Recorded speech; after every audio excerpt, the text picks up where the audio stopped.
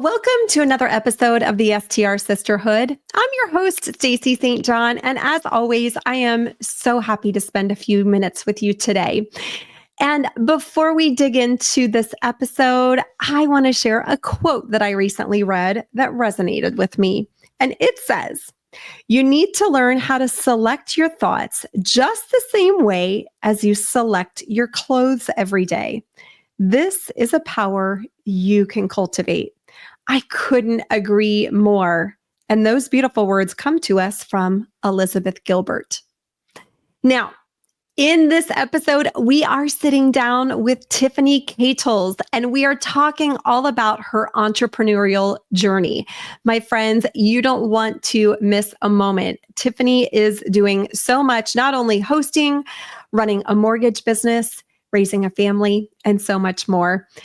I know you're going to love her. Without further ado, let's dive into my conversation with Tiffany. So today we are joined by Tiffany Kles, and we are going to have such a fun conversation. Tiffany, thank you so much for being with us. Of course. Thank you so much for having me. So let's start off and share with our listeners a little bit about who you are and what you do. Awesome. Yeah. Hi, everyone. My name is Tiffany. So about, 15 years ago, I was a PA, a physician assistant, and I was working full-time allergy, asthma, immunology. And I had one long-term rental that was kind of by default. My husband and I got married. We moved out of one house. And so I had a long-term rental.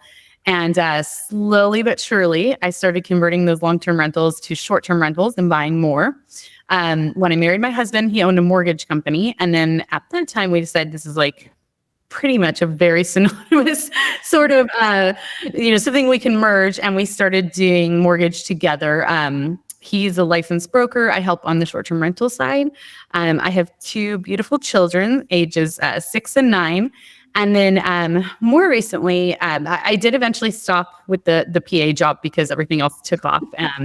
I now own 12 short-term rentals, and I have had upwards of about 20. I sometimes sell them when the market is high, or if for some reason they're underperforming, I'll let go of that particular unit, usually 1031 it into something else. And most recently, I have also opened a franchise called Squeeze Massage, which is really cool. It's from the makers of Dry Bar. So I own the territories here in Orange County, and I've been building those out. And short-term rentals made that possible for me. So I'm kind of a jack of all trades. I love that because obviously, your journey has evolved, but your short-term rental business and portfolio gave you the financial resources to go buy a franchise massage. Now, I'm so curious. Okay. I know we're talking about short-term rentals, but I need to know about the massages. Okay. So it's kind of amazing. I have to say, like, when I first saw it, I was like, I'm really not interested in like a massage franchise. It's not my cup of tea. I've tried them and it's not for me, but I was very interested because it was the makers of Dry Bar. So I was like, okay, they have a wonderful product that women love. So I'm very interested. I loved the branding. And so I went and I tried it and I was like, this is incredible. They literally said that they were going to take everything bad about chain massages and fix it. And they really did. So starting from booking on the app. So you actually book through an app. So it's really easy. You can read the reviews. You can pick your appointment. And then you go into the shop and it's beautiful. We have a very simple pricing plan. Absolutely nothing is an upgrade. So if you want deep tissue, aromatherapy, heat therapy, it's all included. We have snacks and drinks in the lounge while you relax.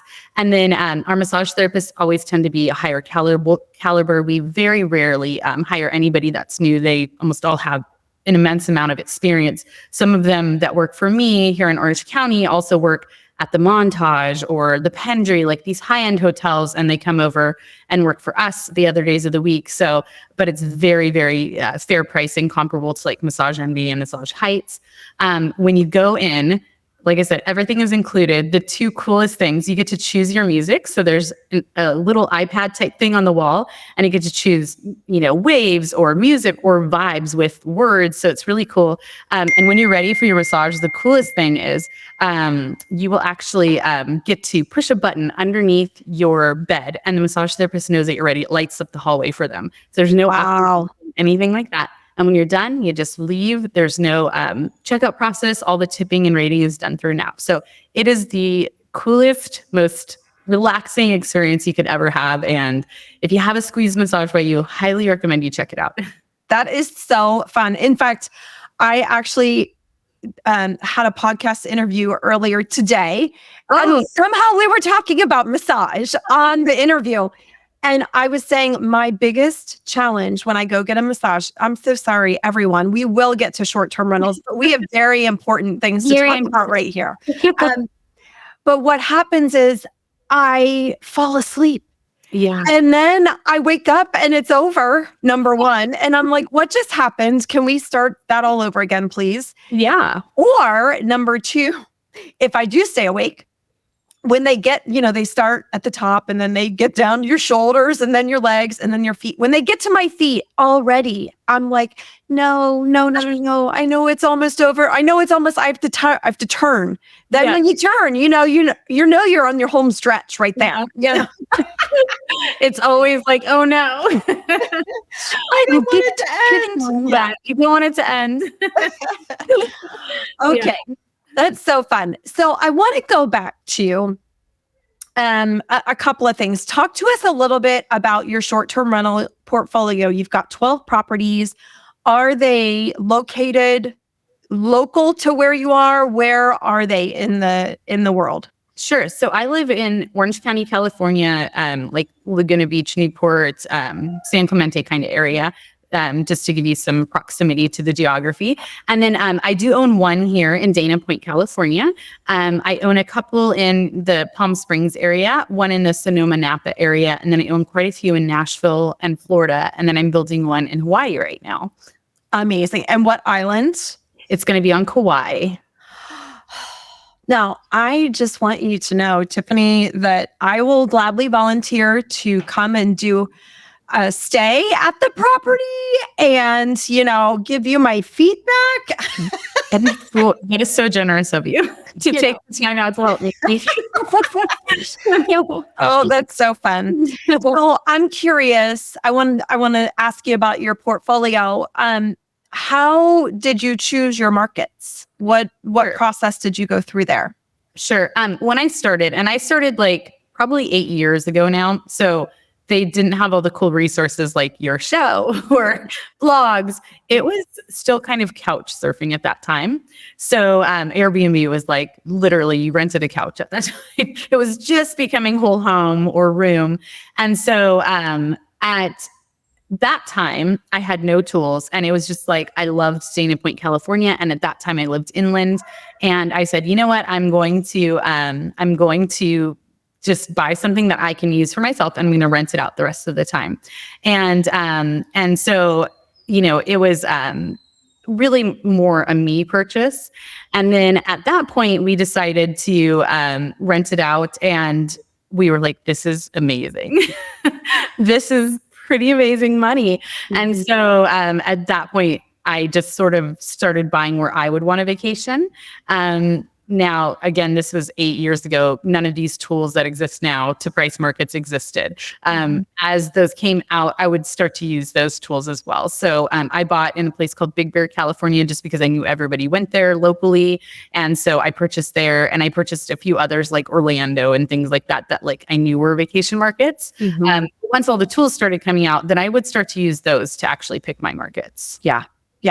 No, that's awesome. That's awesome. And I love that, before you had the resources around you, you just put your brain on. Like, if I'm my target market, where do I like to go? Yeah, absolutely. No, exactly. I was just kind of looking for where I would want to go. And that's how I chose the first couple, honestly. Amazing. And so you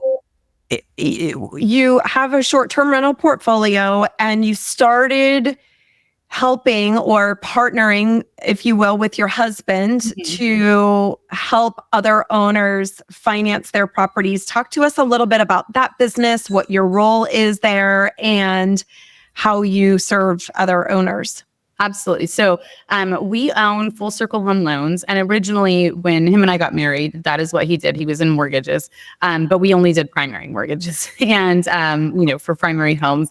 And then shortly after we started doing short-term rentals, we were like, wait a minute, like, this is really a way we can help people, because even us, because we had not done very many, owning a mortgage company, we thought, you need 20 or 30% down, and that you really had to be really rich to get a second home, because it wasn't something that was done very often at that time. And to be honest, there weren't nearly as many products as there are now. So different time.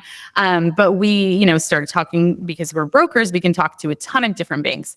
And some would be like, oh, you can put just 10% down as long as they're going to occupy it, a week or two a year. You can do 10% down. And we're like, what? This is game changing, because we had done 30% or 35% down on our first couple. And you can't, those cash reserves, they deplete quickly. And then you're like, I can't scale. So it was really amazing to kind of pivot. And I would say we probably do 50% primary, 50% STR mortgages now. So we do everything now from like DSCR, where you don't need to have any income to qualify. The house qualifies itself, to a 10% down second home loan. And when a client comes to us and tells us, this is what I want to do, we see, does a 10% down second home loan make sense for you? Does DSCR, based on, taxes, income, also how much cash they have, and if they're going to use it, because there are different rules for a 10% down second home loan versus like 15% investment, the DSCR. So we just kind of guide them based on that. And then for anybody that does use us for a mortgage, I always give them at least an hour or two of time afterwards for free. If they have any questions, I'm like, text me, call me. I'm happy to help you set them up, because I've had, upwards of 20 STRs. So I know the ropes, to say the least. So I always try to give our clients a little advice if they want it. But we have many investors that are like, oh, I've done this 10 times. I don't need you. I got it down. Now, talk to me a little bit about when you talk with clients who are coming to you for mortgages. What do you feel like their biggest misconceptions are? Where do you feel like the biggest gaps in information exist today? Sure. I would definitely say down payment is one. I mean, people come thinking they can put 0% down on a rental, to people thinking they're going to house hack, but they don't fully understand it. I guess, like, they don't understand that if they're going to house hack, they're going to be living there, and that's how you get the really low down. So I would say those are the biggest misconceptions, like how much they need down, and then secondly, how to qualify. Some people think that we see it all the time. Like, I own a business that makes $1 million a year, I can qualify for anything. And then when you go through it, honestly, you can't, because like most business owners do, you write everything down and your income really shows $20,000. Mm-hmm. So I would say those are the biggest misconceptions, and where we have to usually kind of guide people there. So, maybe pivot to a bank statement or a DSCR loan versus a traditional conventional loan. Mm-hmm. And I don't think I've ever asked this question. Is a DSCR loan only applicable for a rental property? Yeah, it has to be a rental. You cannot intend to occupy the property. So That's one of their biggest sticking points. Sure. Okay, cool. Awesome. All right. So you've got Hawaii being built. You've got a mortgage company that you co-own with your hubby. You've got a portfolio of 12 properties and kiddos and dogs. So now I want to ask you, how are you balancing everything? What is a typical day like for Tiffany? Let's start there. Sure. I wake up, I check my phone first thing always. What Airbnb got messages sent over the night, and things like that. So first thing, were there any fires at the spot I need to put out? So anything major. So I always check my phone, and I usually delegate some time to responding to emails and messages, get the kids ready for the day.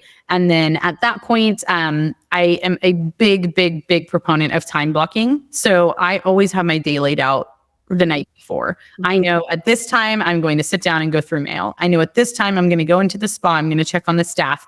How is everybody doing? How are we doing with hiring? I know at this time I'm going to, refresh my Airbnb listings a little bit, maybe hire someone to walk through them and see how they're doing, since I don't physically get my eyes on the properties as much as I would like to.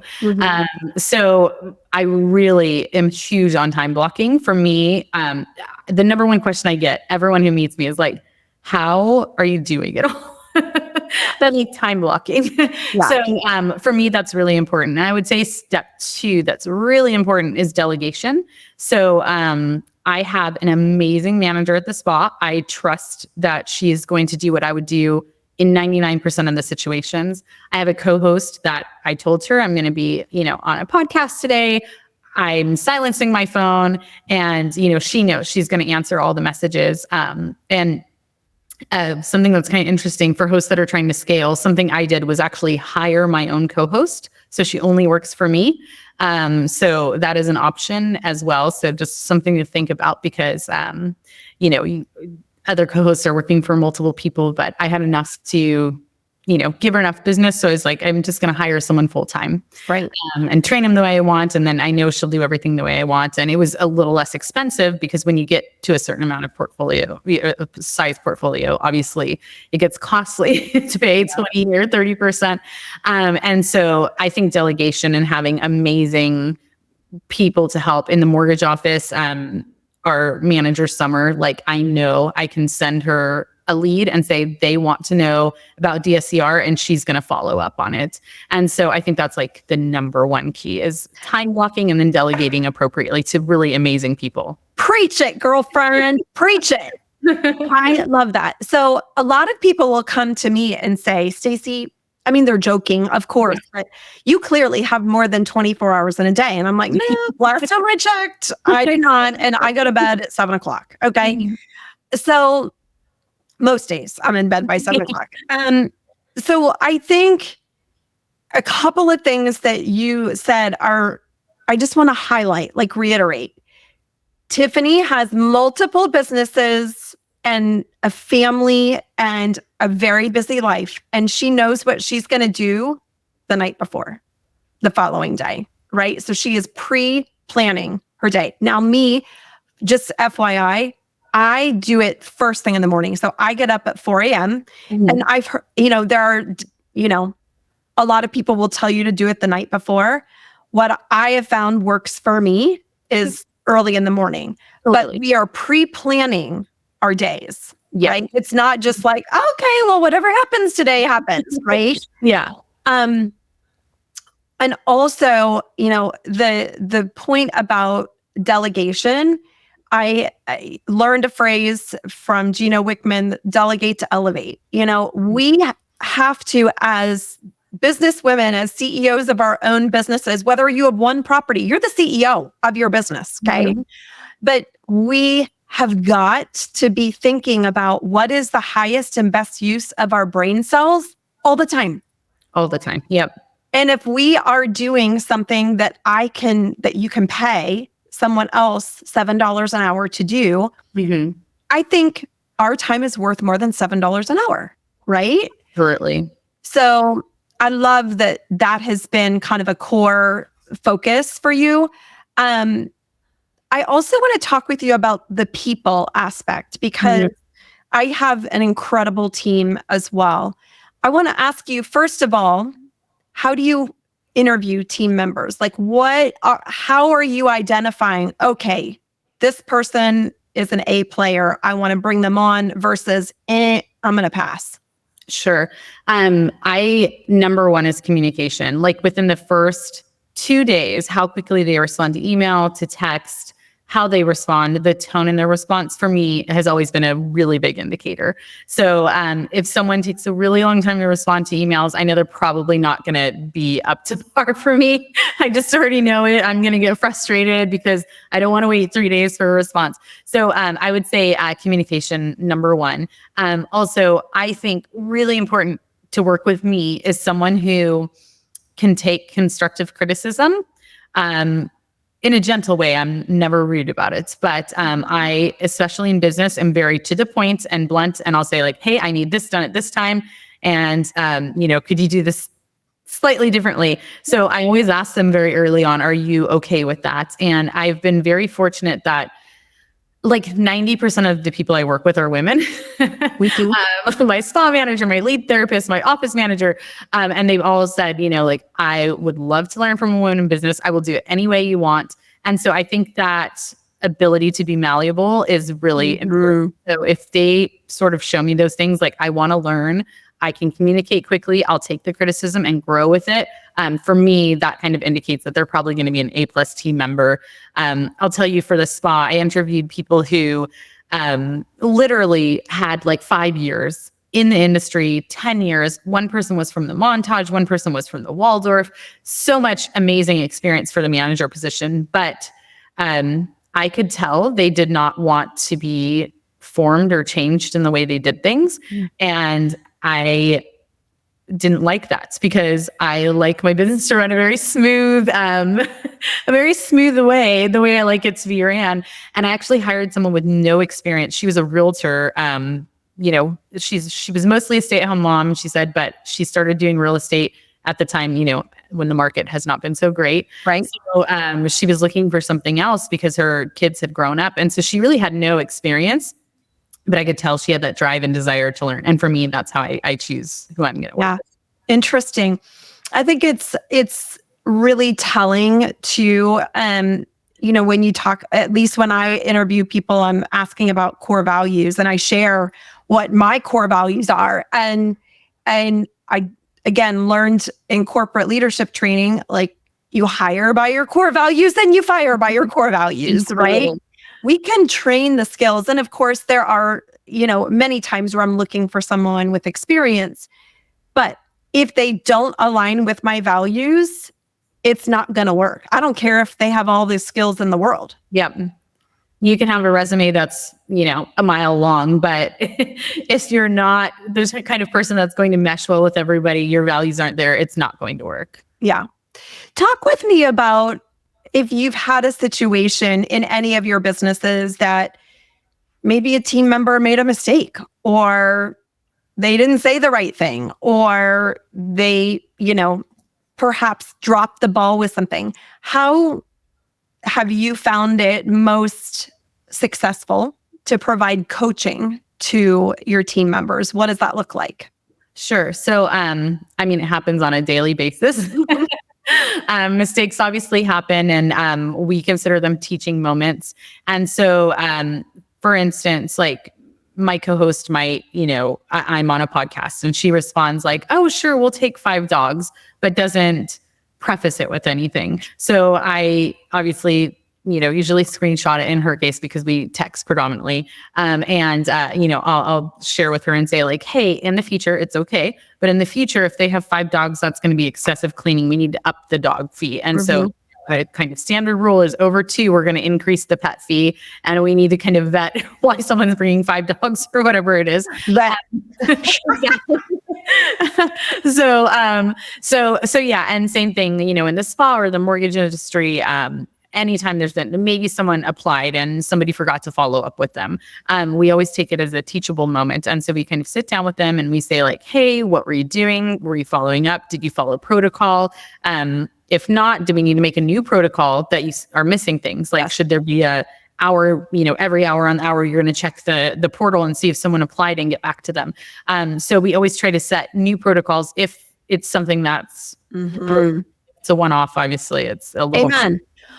I love that, because again, what I always teach my students inside my accelerator program is you're always going to have new situations come up that you couldn't have anticipated. Your first focus is to solve that problem. Your next focus is to create a process so the problem doesn't happen again, if it's within, your control. Your control. Exactly. No, absolutely. I think that's just the best way to go about it. So we have, knock on wood, maintained, I think we have like over 200, even though some are hidden on Yelp, perfect 5-star reviews for the mortgage company. perfect 5-star reviews for the spa, and I maintain like a 4.97 on Airbnb. And I really think it's by having systems in place and having, when something goes wrong, we have a protocol of how to fix it, and then we teach them how to not have it happen again in the future. And so I think that's like a huge key to success. I love that. So good. So good.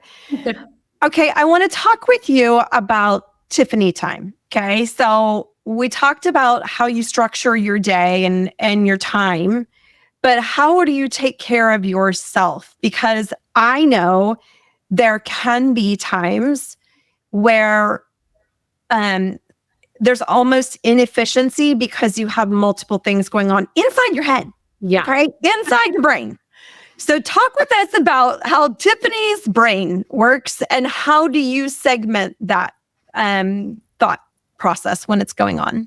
Yeah, absolutely. I do think it's very hard to turn it off.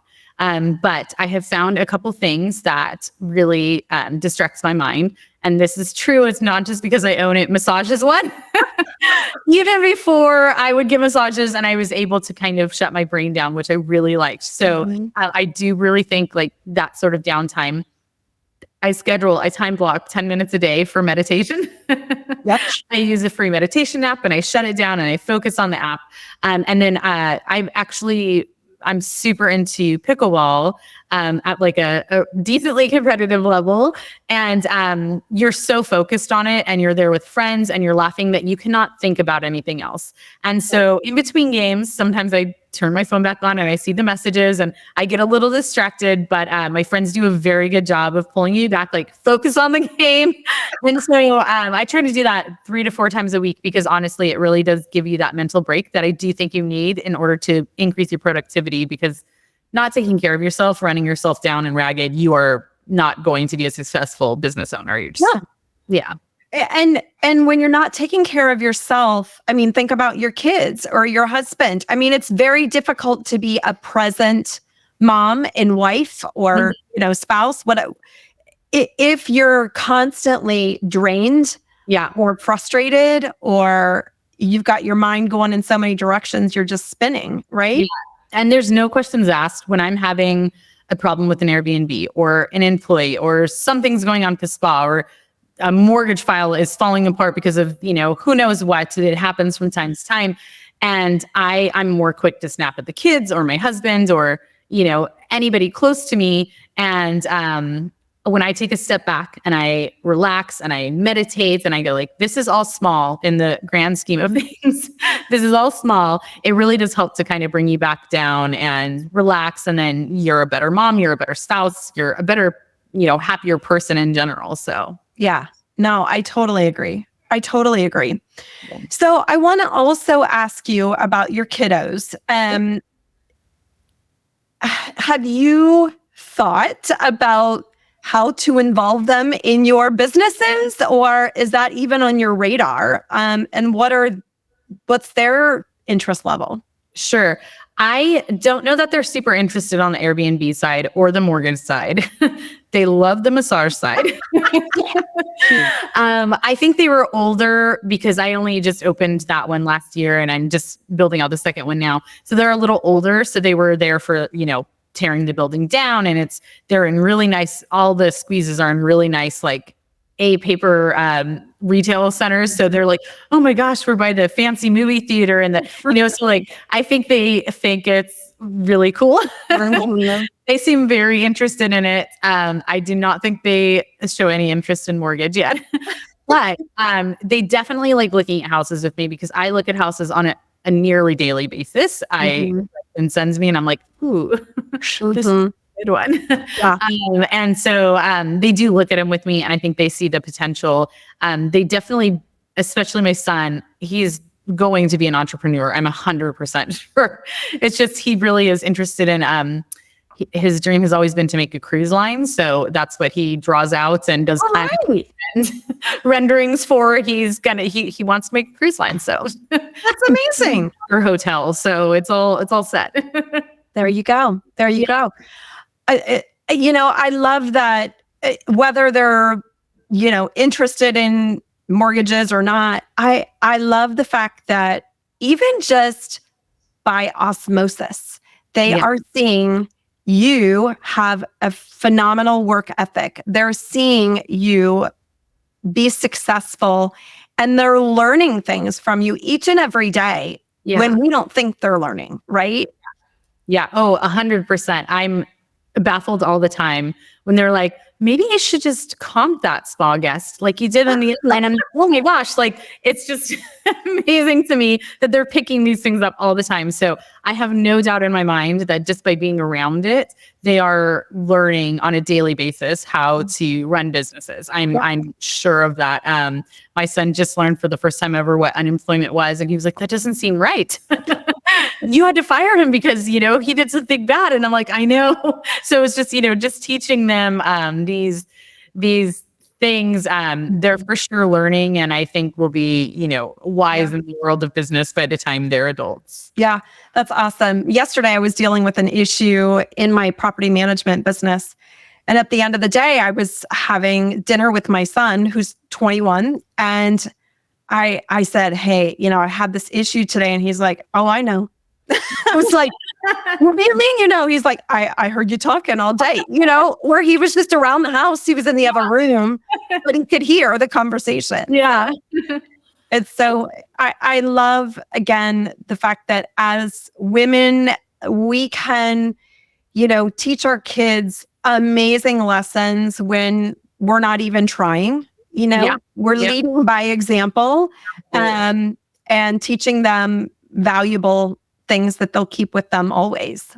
Yeah, absolutely. It's been amazing. And my husband is incredibly supportive. He always tells the kids, like, honestly, your mom is a better business person than me. He's like, I started the mortgage company. She made it so much smoother, so much more effective. She started all these other things. I physically don't know how she multitasks like she does. And so I think it's really good for my kids to see that, like, what can be really efficient, more efficient in many cases, business people, and that they are just honestly, they really can do it all. So yeah, so good. I would love to move to the lightning round, but before I do that, I want to ask one more question, and that is, if someone is listening and thinking, okay, she has 3 different businesses, I can barely keep my head afloat on one, but I want to go try something else, or I want to get into short-term rentals, but I'm still in the corporate world and I don't know how I can balance it all. What words of wisdom would you share? Sure.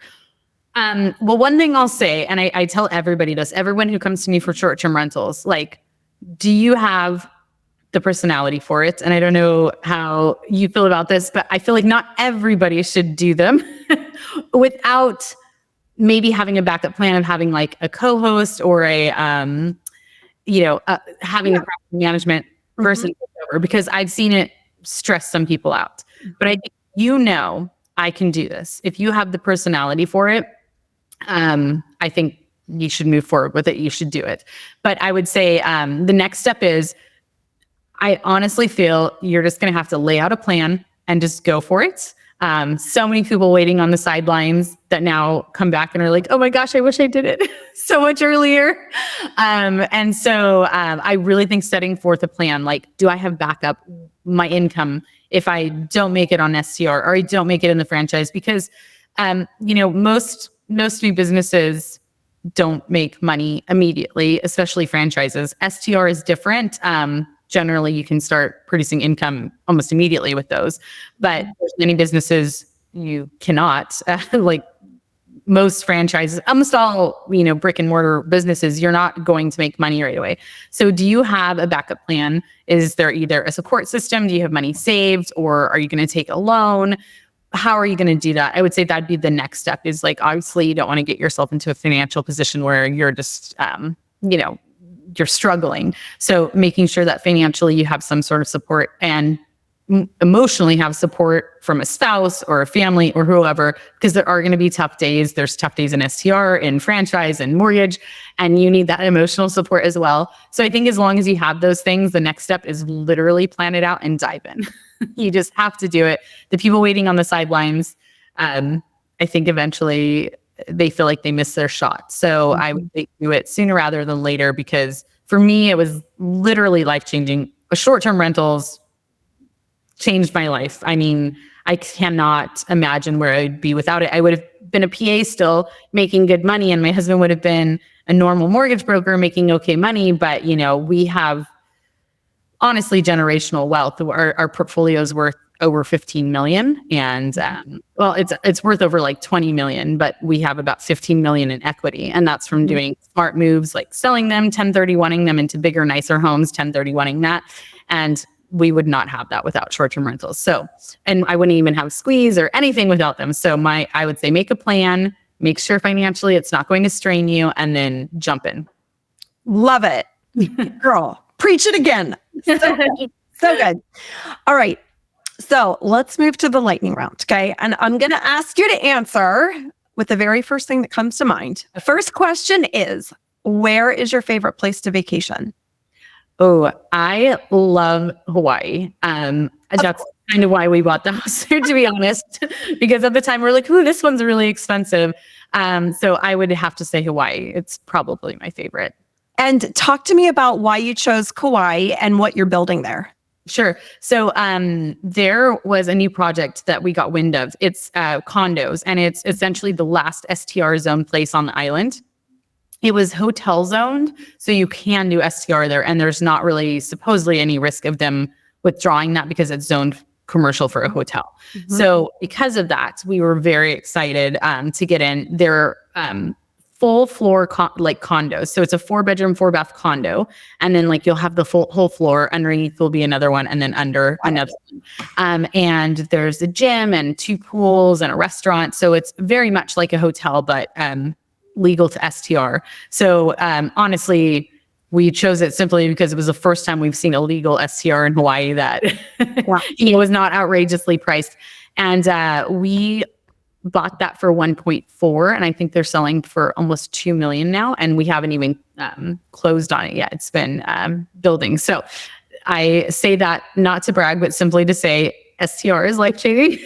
I could cash out and instantly make tons of money and get 1031. So just waiting for the property to be built, we've gained a ton of equity, and so that's so fun. Real estate is the way to life.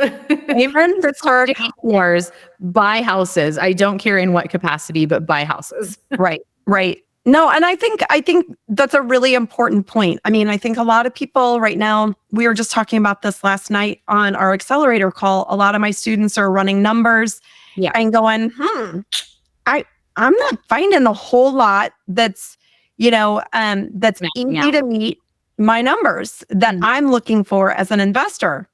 So I think it's so incredibly important, first of all, to run your numbers, right? Yeah. Before you buy anything, you have so many resources available, and you need to learn how to analyze a deal and make sure that it's a smart investment. Yeah.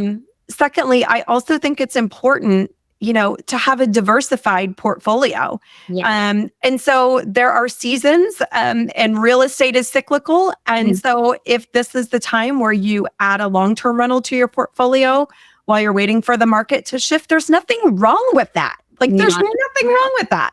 Yep.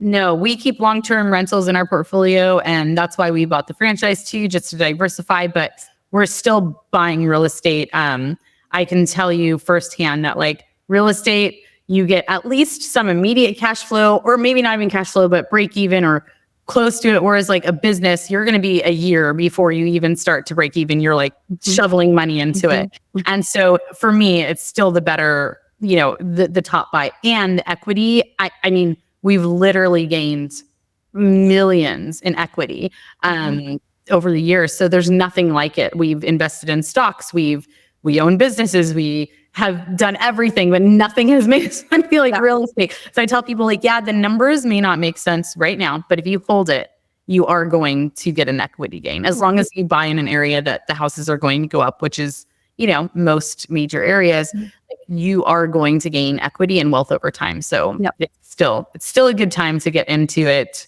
Maybe not short term, but maybe long term. In any capacity, buy real estate. Absolutely. Okay, next question. What's one place you've never been that you want to visit? I've done a lot of traveling in the last few years. Switzerland. I really wanted to go to Switzerland this last year, but we held off this year because I was opening a squeeze. And so I still really desperately want to go to Switzerland. There you go. I've heard it is beautiful. That's what I hear. Heard it's beautiful. All right. What's one thing you know now that you wished you knew when you were starting in the world of short-term rentals? Ooh, how important cleaners are. I just thought, I'm just going to hire a cleaner when I started, but no, that is integral to your business. So I think making sure you're in a market with experienced STR cleaners is very important. Great advice. Speaking of advice, what's the best piece of advice you've ever been given? I have to say that it was probably from my husband, and way back when he was like, we should buy more real estate. And I was like, this doesn't make sense. I didn't know, anything at that point. And he was right. And so I'm very happy that he said that. Now, I was the one who, after our second long-term rental, I was like, I'm pivoting these to short-term rentals. And he thought I was crazy at that time, but 100%, his uncle who passed recently had told him the most important thing is buy real estate in life. He told me, and it's true. So, right. And now your kids are hearing it. And now my kids are hearing it. All right. Last question. What's one thing and or person that you're grateful for today? Sure. I'm going to say I'm thankful. I mean, I'm obviously thankful for my family and people, everyone around there, but I'm going to say I'm thankful for my time. Everything's slowed back down now that this first spa has launched, and I'm able to, I'm going into the second one. There's kind of like a lull, and I'm very thankful to have some time back because there's ebbs and flows. Like, I was crazy busy the last 5 months, and this month all the pieces fell into place and it's kind of slowed back down, and I have pickleball time. And so I'm very thankful for my time that I could do this today, that I was able to work out this morning, and that I just have a little bit more time. So I'm so thankful for that. So good. So good. So Tiffany, if anyone is interested in going to Hawaii, getting a massage, or getting a mortgage, where is the best place for them to find you online? Sure. So on Facebook, I'm Tiffany Katana, Katana. It's my name, my last name, and my husband's last name merged together. You can contact Full Circle Home Loans. We're based out of California, but we're licensed in every major STR state, basically. And so you can find us in Yelp or Google, and that will lead right to us. Or if you want a massage, it's Squeeze Massage. Orange County right now, Laguna Niguel. We're working on opening Irvine right now, and you would go straight to our app. And if you're anywhere else in the country as well, we have 16 locations open across the country right now, and something like 90 more coming in next year. So go on the app and find the closest one to you, whether it's mine in Laguna Niguel or Orange County or anywhere. We have some in Florida. One just opened last weekend in Florida, and we have them all over Arizona. So check them out there on the app. There you go. Get a massage. It'll be cool. I promise it will be your best massage experience. Probably ever, but that's not at the montage in $450. You're reasonably priced. Amazing. Tiffany, thank you so much for being with us. Yeah, thank you for having me. This is so fun. Now, before you go, I want to give a quick shout out to some of the amazing women inside the Female Short-Term Rental Investors Facebook group. Just a few days ago, an anonymous member posted, "Hi all, newbie here. I have a firm cancellation policy. A guest just checked in for a week's stay, but wants to cancel and check out tomorrow because the backyard is not fully fenced. Please advise, need your help." So far, 39 women have jumped in. Shannon Hale says, if they have a dog, they can use a leash and kindly clean up after it. Not an excuse to cancel. And Laura McGowan says, stick to your cancellation policy. They can cancel, but no refunds. Heidi Bortz says, stick to your cancellation policy. Tracy Freeman says, if you have a clear description of the yard, I'd say no refund. Kimberly Nave says, not an excuse to cancel unless your listing was incorrect. So much great advice. And you know what? That's one of the wonderful things. We get so many perspectives from women all around the world. And it's such a wonderful, wonderful place to be when we can ask questions in a safe way and not be judged by them, right? So thank you for posting. And thanks to all the amazing ladies who have shared feedback. And with that, my friends, that wraps up this episode. I hope you have a phenomenal week ahead, and I will see you very soon.